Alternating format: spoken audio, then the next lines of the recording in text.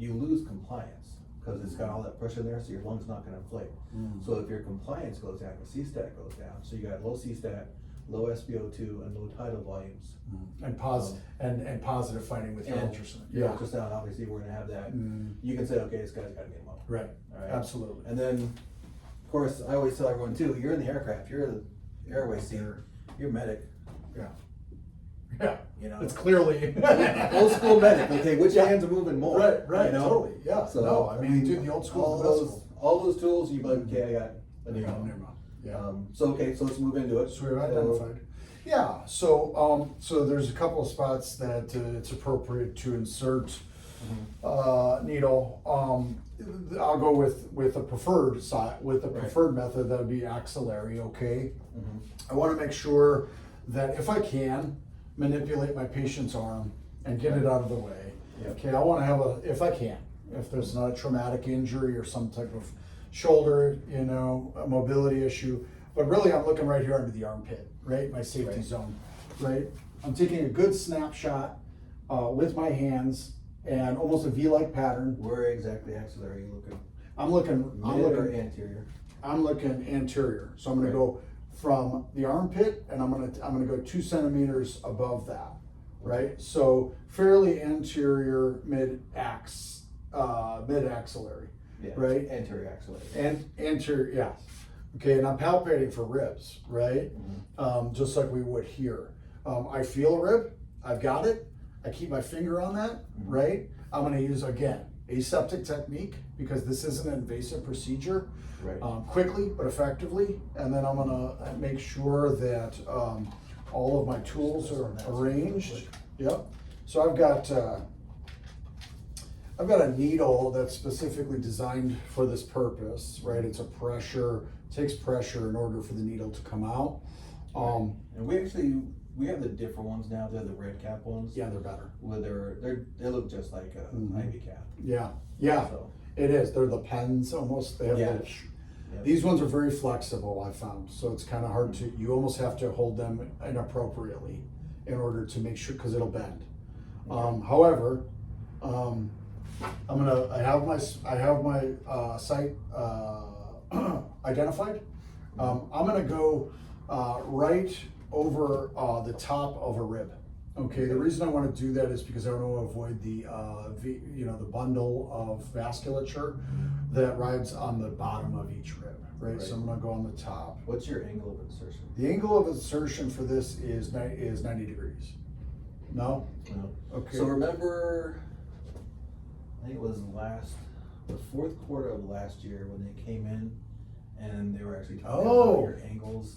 Right, so it's almost has to be So- posterior. Yeah, so what I tell everyone is when you're coming in, you want to aim for the spine. So that'll Aim get for you the like a spine. 45, 30-degree angle coming Yeah. in.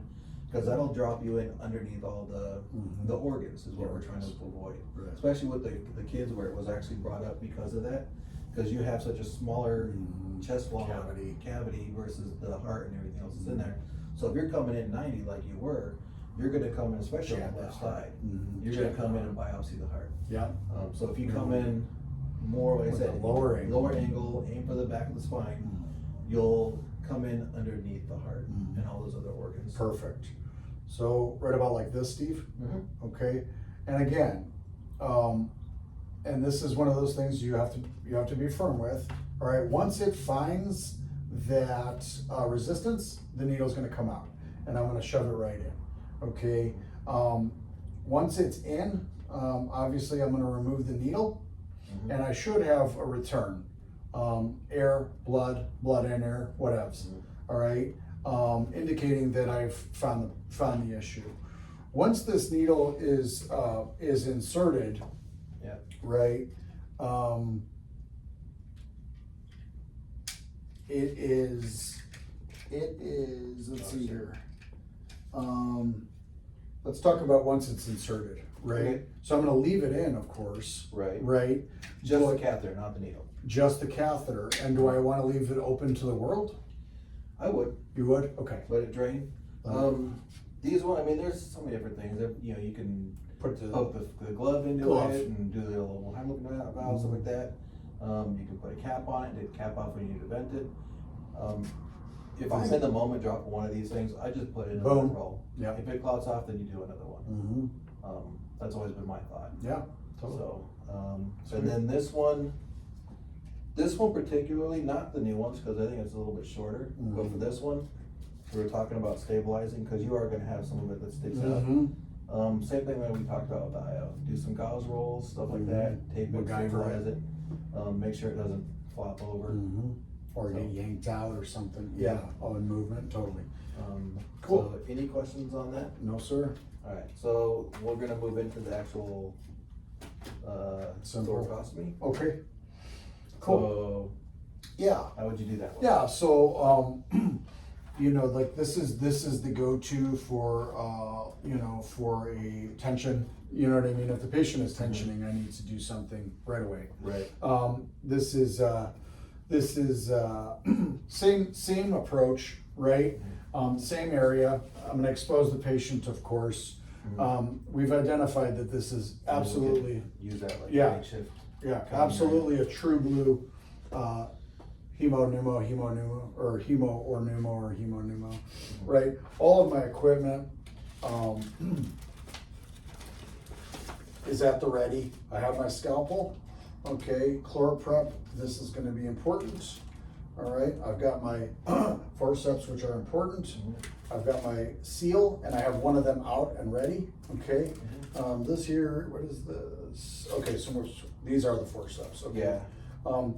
Little marker, should I need it, and then some more vents, and then some sponges, cool. All right, so make sure that all my equipment is at the ready and out of its packaging, right? Should I open Yeah, this? you can open it. Okay. This is a what? That's the This is the number 10. Okay. 11's the one that has the 20 in it. Right, I think you're right. So with this procedure, again, making sure aseptic technique, I have surgical gloves on, right? I've identified my area, and again, this is gonna be in my sort of safety zone, right underneath my armpit. I identify my rib structures, okay? And I identify, okay, there is the top, there's the space, intercostal space, there's the top of my fifth rib, let's say, right? What I'm gonna do is, I'm gonna make an incision site just to cut the skin. Right. That's it, okay?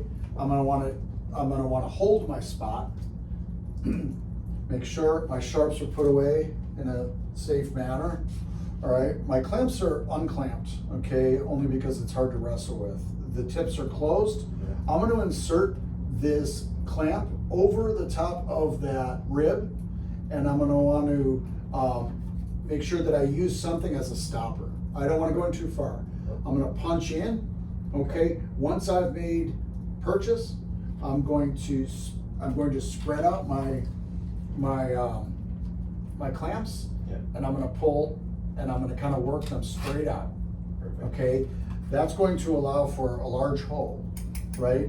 I want to make sure that I've been able to evacuate any air, blood, or blood and air, right? And then once we've satisfied that, right, I'm gonna insert my finger slowly to watch out for any type of bone fragments or anything else, because it'll cut my finger straight off. Yep. And I'm gonna want to insert my finger right into my insertion site. I want to hook my finger if I have enough distance, and I want to slowly feel around that hole to make sure that I haven't accidentally made purchase into any internal organs, and that I am indeed in that chest, in that thoracic cavity. Right. Once I have I'm comfortable with that, remove my finger, right, and now is here where I can put my occlusive dressing on. Okay, I want to make sure that I use the chest seal, right? And then we can reassess. Okay, we were effective, now we can ventilate, and then keep reassessing. Perhaps I need to burp that in order to get air out within 15 minutes from now, or something like that. Again, just being diligent with our work. Right. Any questions at all? No, sir. All right. Is that it? Yeah, I think we have left to do. I don't have to look. is escherotomy. Okay, And then we can move into the airway stuff. sweet. Get the stuff all moved up here. Here's this too, Steve. Make sure I keep this organized.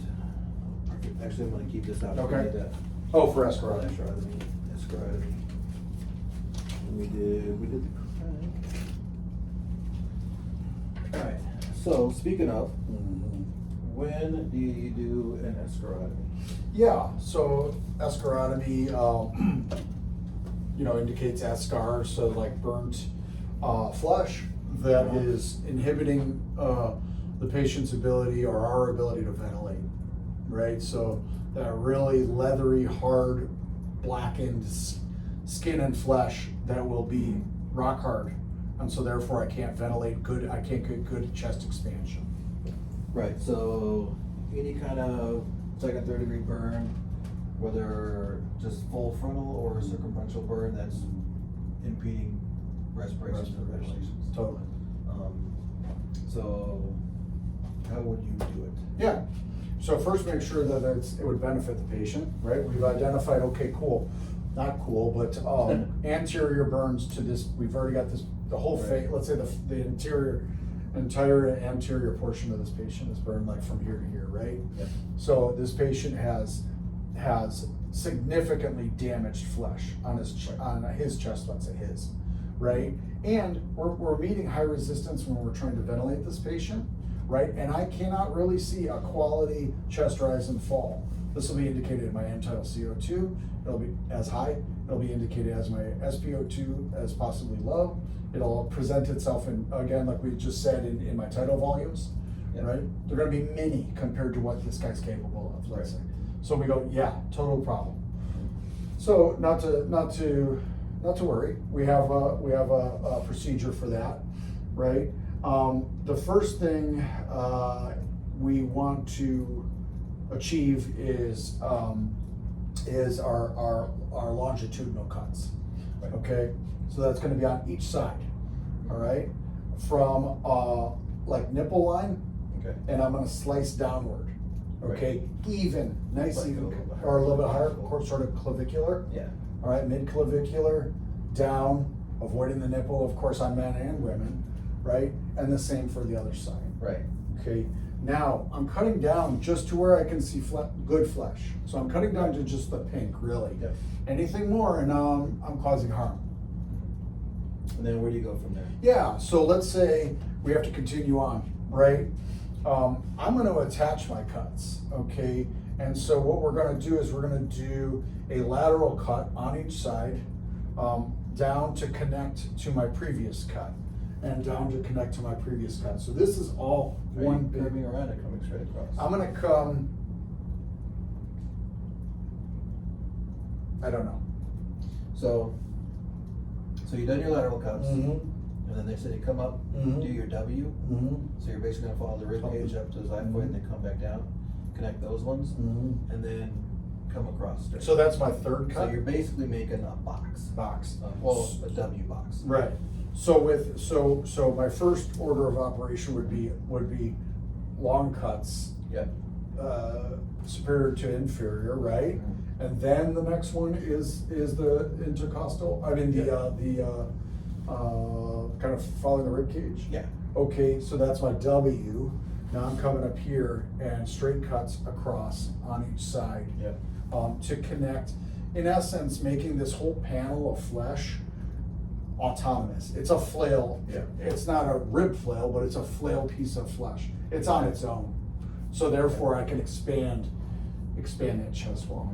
And I even tell with people sometimes too. I know the protocols teach you just do all the cuts, but I say, okay, you do this side here, Mhm. and then you do this one here. And that's should. Evaluate that because now you flapped that. Mhm. Okay, if you do need to still go ahead and cut it, then yeah, you can cut up here. Mhm. But when you're cutting it like this and you flap that bottom part, Mhm. the bulk of your lungs are going to be down here. Mhm. This is where all your inspiration, respiration is going to be at. Because right here you have your bronchos. Your lungs are going to breathe up here. Right. So this is where your bulk of your breathing is Right. going to be. Right. So you should hopefully, in theory, be able to get enough resistance or release here Mhm. that I don't have to make this cut. Right. Now, you may have to. Mhm. Like I said, it's in the protocol, so if you want to do it in the protocol.